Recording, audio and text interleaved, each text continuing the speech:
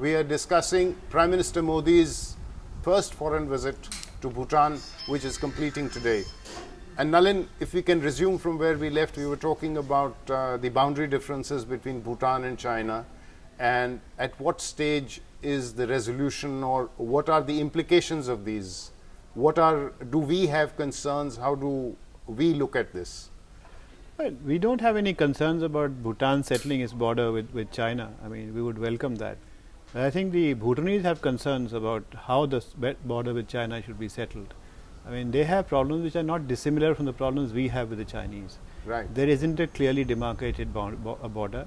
The Chinese have claims, very serious claims, including at the tri-junction. The tri-junction between the India-China-Bhutan border. Yes. So there we do get. So there we do we have. are very keenly interested, because it's yes. very close to the Siliguri area, which is a very strategic area for us. So what has been happening, I think, is they've had a series of rounds of discussions, not different from what we've had, and I think they'll have to go through the same process that we've gone through, which is, you first establish a line of actual control, then you talk about where the traditional boundary has been. It's a very complicated process, because Bhutan border with Tibet is what we are talking about. Yes. So I mean, a sensitive area for China. And a sensitive area for China. So I think this is a complicated issue, and obviously it's a Bhutan-China issue. So I don't want to comment it beyond the point. We have obviously interest in how it is settled, but I'm confident that the Bhutanese will settle it in a manner which will not be detrimental to Indian interests. Nilova, let's move a little bit to the economic side of it. Now, within the region, Bhutan pioneered this concept of gross national happiness, yes, as distinct from GNP, which is the traditional economic measure of the wealth of a country, or per capita wealth of in a country. Also, Bhutan has a per capita GDP today, which is perhaps the highest in the region, at a purchasing power parity, something like $7,000. Now, and a lot of this is now coming from industry and services, because given the terrain, agriculture is no longer the mainstay. So how has this gradual economic transformation come about in this very mountainous country? I think the India-Bhutan partnership has had a considerable role to play in this, in terms particularly of the hydel potential that has been exploited. So Bhutan manages to get a fair amount of revenues for this particular product, I mean, for want of a better word, and India also gains in the bargain. Bhutan then ends up with a considerable surplus, which it can use to diversify into other areas, particularly promoting the kind of tourism that it would like to promote, in the sense that they're very selective about the kind of tourism that they have. It is a mainstay in terms of their economy, but again, it's very, very selective, because they do not want the kind of hippie kind of culture that Nepal was beset with, and then became almost synonymous with.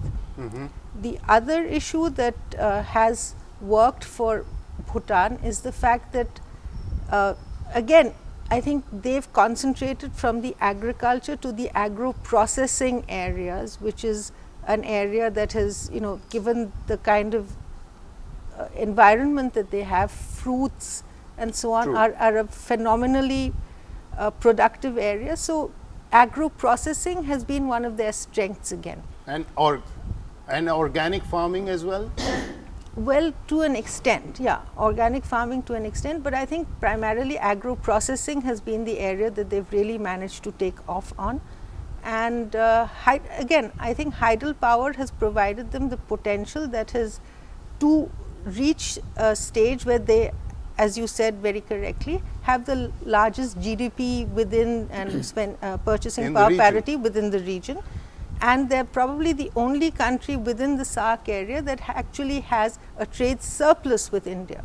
True. Ravi, if I can turn to you for a minute, and on the hydel potential. Now, as I understand, we've announced a target of 10,000 megawatts of generation by 2020. The hydel, tapping into the hydel potential began with Chukha in the mid-80s, and from there we are now moving forward, and now there are 12 projects which have been identified during Prime Minister Modi's visit, which are going to be fast-tracked for 2020. And as Nilova said, this has become a major foreign exchange earner for Bhutan.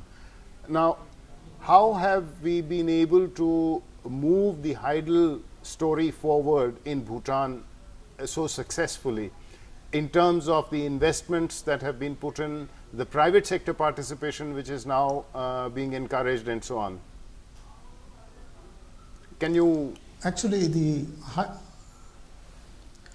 hydropower sector is really a gem which absorbs the essence of our relations and reflects it beautifully right across the region.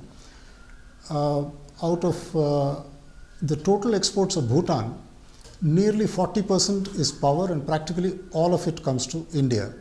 We have installed just under 1500 megawatts or so far, functioning successfully through 3 projects, Chukha, Tala and Kurichu. And if I am not mistaken, during Prime Minister Modi's visit, another 3000 megawatts is now going to be completed in the near future, let's hope.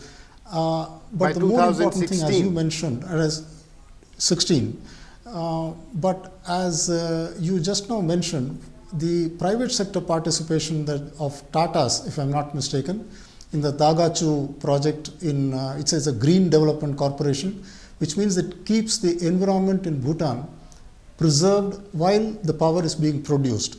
Now, we have to now look at projects which can retain the environment in Bhutan, help their agriculture, and also help their agro-food processing. There is one idea that I have, which I thought I'll share with you. Nilova just now mentioned about food processing and agro, particularly fruit processing in Bhutan. Why not think of, notwithstanding the law and order situation in the border between India and Bhutan, why not think of an economic zone only for agro-food processing, with usual concessions that are available to people who invest there.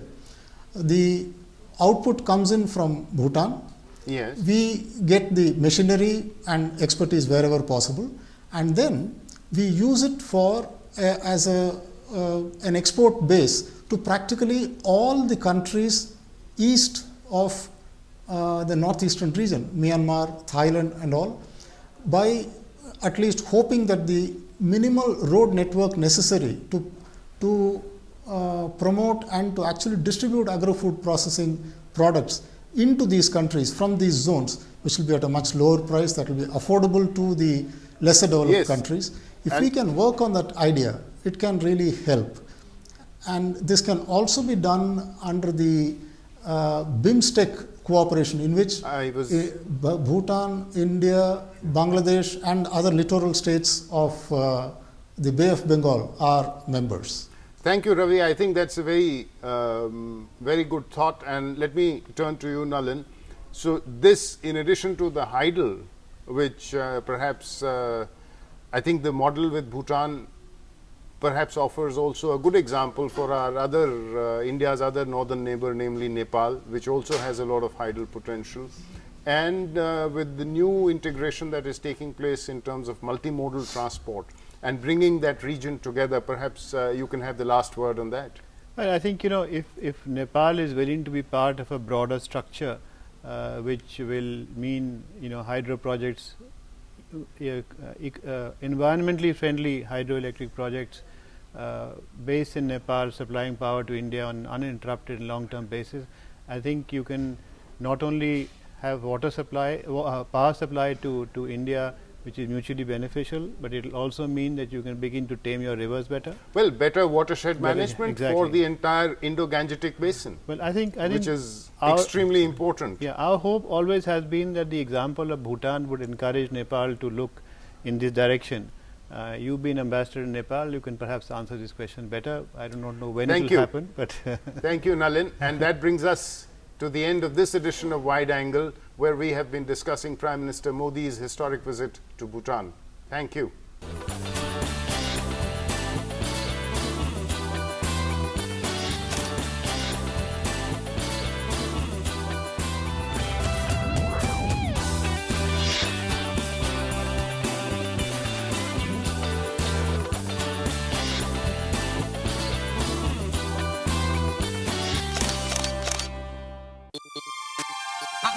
Bhutan.